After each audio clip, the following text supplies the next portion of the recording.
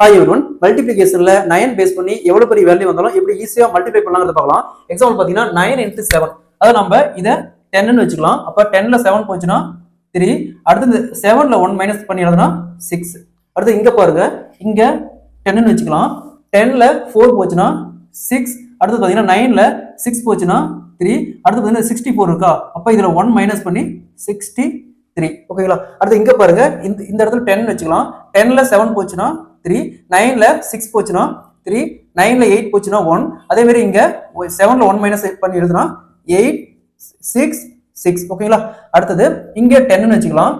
10 ல 6 போச்சுனா 4, 9 ல 8 போச்சுனா 1, 9 ல 5 போச்சுனா 4, அடுத்து 9 ல 7 போச்சுனா 2. அதே மாதிரி இங்க 1 மைனஸ் பண்ணி 7, 5, 8, 5. ஓகேங்களா? 7, 5, 8, 5, 2, 4, 1, 4. அது 9 பேஸ் பண்ணி எவ்வளவு பெரிய வேல்யூ வந்தாலும் நம்ம இந்த டெக்னிக் யூஸ் பண்ணலாம்.